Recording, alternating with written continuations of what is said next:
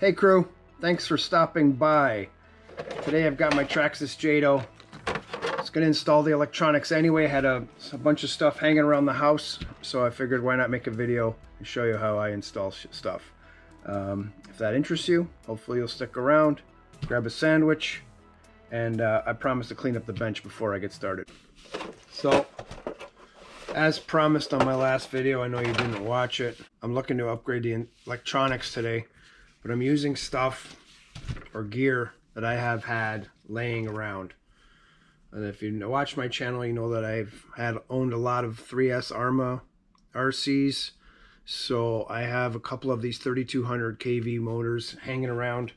Not to mention the 15T pinion, which is pretty common on some of the models. And I have Old Faithful, the Max 10, the old Max 10 SCT, which is 120 amp ESC that I bought used a few years ago, but it's probably been in 10 of my RCs. So having said that, this has been laying around. It's going to cost me nothing, but I want to show you how I install electronics. I'm going to start with the motor, but stick around and I'll show you why this clipboard here is a pretty important part of mounting this ESC. Okay, let's get rolling here. I want to get rid of this chassis brace. There's 2 screws here just to get it out of the way. Probably could manage without, but I'd rather not. So I'm going to start with the motor. And the blue piece is your motor mount. And I want my wires to come down closer to the bottom of your screen as such. So what I usually do is I grab a Sharpie and I just mark like 12 o'clock on the motor and 12 o'clock on the motor mount.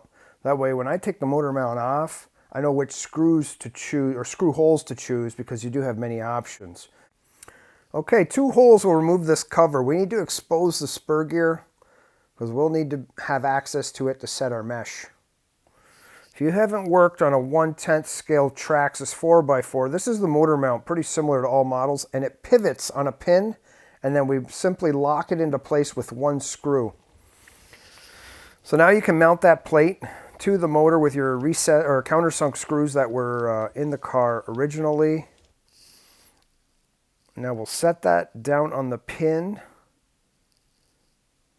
There you go, as such. And we will now install the pinion. Always put the set screw on the flat part of the shaft of the motor. This is not the 15T that I wanted to use. I changed it after the fact, but the install doesn't change. So I'm not totally locking it down just yet. You want to install it semi-tight and align the pinion. You could slide it up and down so that it aligns with the pinion. Then you can lock it into place. So the angle looks kind of weird, but I can assure you that it is lined up. And just give her a crank down. Mint. All right. So this is how I lock in my pinion, or the motor plate, I should say. I grab a small washer and a slightly larger washer, and now I just use the original mounting hole. Traxxas gives you a filler portion that is kind of set for different pinion sizes. I choose not to use it. There's a nylock in there, so that's what's capturing this screw.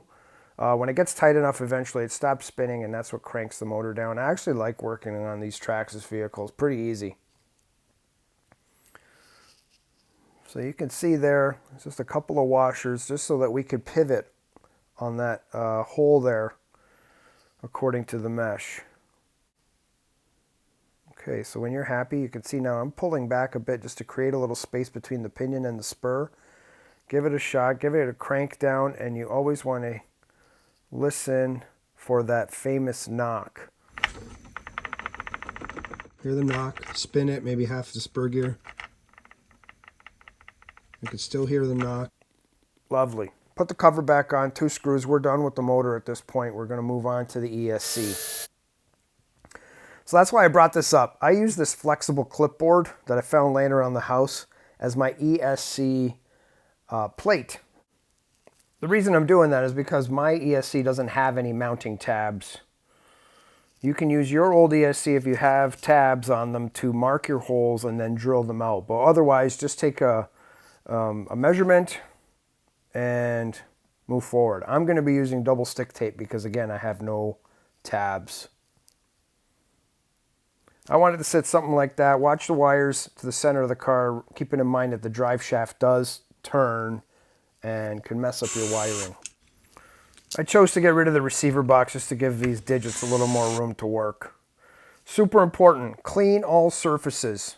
There was like a sheen or a gloss on that clipboard material. Scuff it up and give it some texture, and then clean it with some rubbing alcohol. This way you know that your 3M tape, your double stick tape, is going to stick as best as it possibly can. This is what I use. It's 3M, it's quite thin, I don't know, 1/2 inch thick, and I just tend to double or triple it up depending on the width of the device. It's great for receivers and power switches. It works great.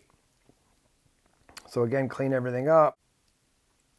I wasn't sure of the tool I needed, but I like to wrap the ESC with a tie wrap as well. So here I attempt to notch it, and the prick split on me. Oh, you son of a gun.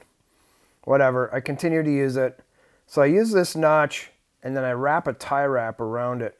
You son of a gun. Hopefully it's robust enough to last the summer or whatever. I'm gonna, I have to just make another one. It didn't snip so cleanly. So yeah, using a tie wrap, I like to wrap it around, and then I'll mount the plate to the chassis so it's already underneath, because trying to fish it underneath is a bit of a task. Okay, let's weasel that tie wrap underneath the ESC plate. It is nice to wrap a tie wrap. I've done it without.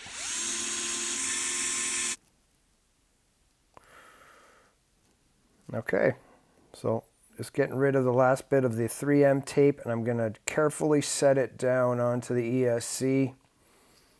And that's it. She will be stuck there for quite some time, let's hope. Same with the receiver. I don't need to show you how to clean it. You guys got to figure out something on your own, okay? Put the receiver box back. This is the receiver for my Spectrum radio. I'm just trying to situate it because it is the aerial there is going to exit the receiver box towards the bottom right corner of the car. And now it's a matter of fishing the rest of the wires into the receiver box as well. So this ESC actually has a temperature sensor, so your ESC might not have it, and in this case I'm not using it because this motor doesn't accept it. We have power to the ESC as well, so that will plug into the receiver. Now keep in mind, I'm going to show you where I plopped the power button. Here it is, but the servo isn't in place yet. All right, guys, so I'm going to mount that on top of the servo when I install it. But this is pretty much finished product. Not so clean, but this is how Philly B does it. Jato bound.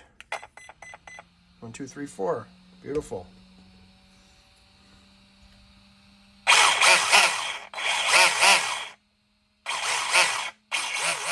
Okay, there you have it. I hope you enjoyed the install, and I hope that you hit something in the end screen and watch something else on the channel.